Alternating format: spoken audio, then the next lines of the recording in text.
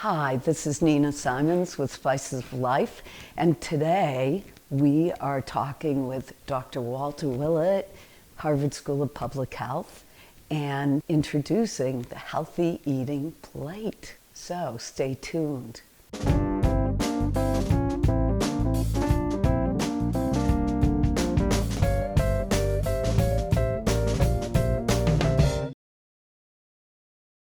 Dr. Walter Willett, Chairman of Nutrition of the Harvard School of Public Health, author of Eat, Drink, and Be Healthy.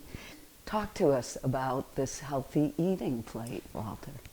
Well, thanks, Nina. Good to be with you here today. The Healthy Eating Plate that we created was in response to my plate that was put out by the Department of Agriculture last spring. But there were some real limitation and flaws, I think, with what the USDA put out. The basic problem is that you could eat a diet that's compatible with the My Plate that they put out, but you could also have a totally horrible diet that would still fit their description. Like My Plate, our Healthy Eating Plate has 4 sections, essentially very similar to My Plate. It is simple. It is a nice idea to break it down into 4 pieces. But here, for example, we have what they called the grain section. But grains could mean white rice, white pasta. It really should have said whole grains. That wasn't too complicated. And so here we do have whole grain. They also had a section called protein section. And of course, that could mean your 12-ounce steak. But on the other hand, if it's fish, like we have here, or some nuts, some beans or other kinds of legumes, and some poultry on occasion. Then we have the fruit section there. We didn't make too many changes there. That's basically what USDA had. But in the vegetable section, they put potatoes there. And that's a problem because a high proportion of what they call potatoes, or they call vegetables, in the US diet is made up of potatoes. And over here in this position, the USDA, probably not too surprisingly, has a milk, which really implies you should have a glass of milk with every meal. And that's too much milk. It's fine to have some milk and some dairy products, but in more modest quantities. The USDA said nothing about fat or type of fat in the diet. The type of fat makes a huge difference. Right here we have some olive oil, which is a very healthy form of fat for cooking and other usage. You can use some canola oil, soybean oil. All those are healthy forms of fats, but certainly for flavor, olive oil is going to be the first choice of many of us. Right.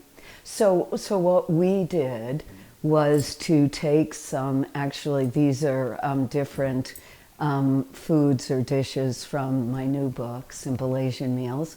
And what we wanted to do was to replicate your Healthy Eating Plate. So we have some quinoa here with sliced almonds. We have salmon. And then we have this hot and sour slaw. It's a broccolini slaw, which you can get shredded in the supermarket. And then we have some candied orange slices, candied ginger with honey, and you had asked for nuts, and so we put pine nuts. So this is what people's plate should look like. 3 times a day, 2 times a day? This does represent the whole day. Breakfast the whole day. Isn't usually going to look quite like this, but for other meals, actually having these 4 food groups makes perfect sense and is a great meal.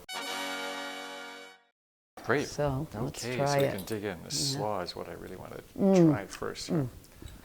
Oh. Is that true? Yeah, and it's and really I good. didn't pay you, right? I didn't pay you before this day. Well, Walter, this has been a pleasure, as usual. And thank you so much. My pleasure, and I'm going to have some more, too. Thank you. Yeah, all the recipes are on our website, Spices of Life. And you can also see more about the Healthy Eating Pyramid on the Harvard School of Public Health nutrition source, correct? Exactly. And there you have it from Spices of Life.